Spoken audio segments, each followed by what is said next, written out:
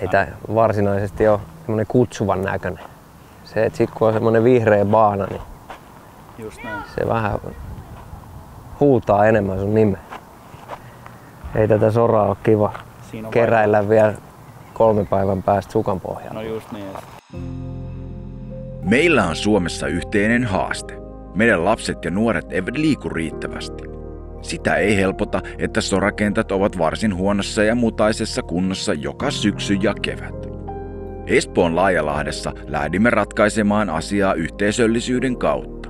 Tavoitteena oli kerätä yhteensä 100 000 euroa, jolla hankitaan kentälle keinonurmi, tuomalla yhteen alueen asukkaat, kumppanit ja Espoon kaupunki.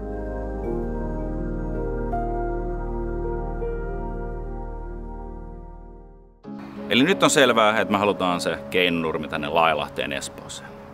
Tän jälkeen me lähdetään avaamaan tätä hanketta isolle yleisölle, avataan pienkeräys, me lähdetään valitsemaan materiaalia ja ennen kaikkea hankkimaan sponsoreita ja kumppaneita tähän hankkeeseen.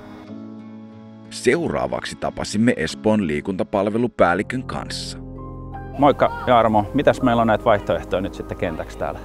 Tässä on muutama vaihtoehto, mitä kannattaa harkita, mutta kun puhutaan tämmöistä pihapeleistä ja tulee kylän käyttöön, niin tavallaan sillä Quality Pro-mallilla tässä mentäisiin, jossa on tosiaan se ekologinen täyteaine siinä ja mahdollistaa se talviaikana jäädyttäminen. Varojen kerääminen yhdessä Laajalahti ry:n kanssa eteni hämmästyttävän hyvin, innostaen niin yritykset kuin alueen asukkaatkin mukaan talkoisiin hyvän asian puolesta. Ette ikinä usko. Ne rahat on nyt muuten kasassa. Seuraavaksi tilataan kenttä, käydään aikatauluttamaan asennusta ja päästään ennen syksyä vielä peleille.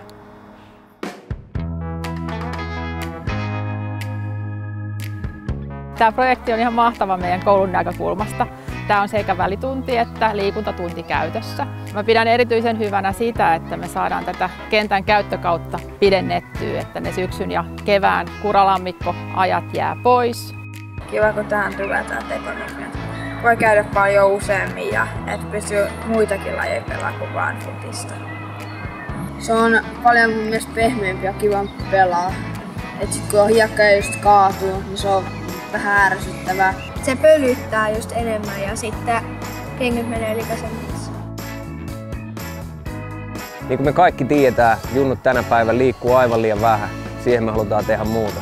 Joten tuodaan pihapelit takas kunniaan. Tämän kentän piti alun perin olla valmis ensi keväänä, mutta nimenomaan näiden kumppaneiden ja yksityislahjoittajien takia niin me ollaan nyt tässä tilanteessa. Ja mahtavan iso kiitos meille kaikille panostuksesta.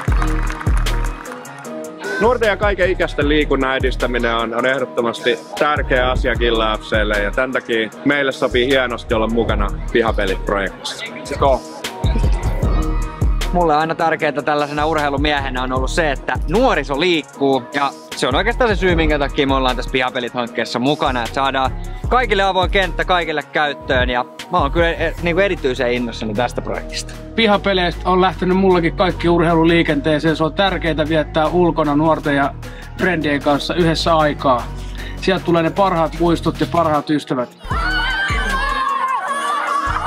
Se, mikä tästä tekee erityisen arvokkaan meille, on myös tämä yhteisöllisyys. Tämän alueen ihmiset on yhdessä tämän takana, sekä yritykset että asukkaat.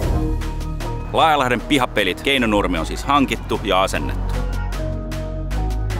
Mutta mikä tärkeintä, avajasta on kerran, mutta pihapelit on aina.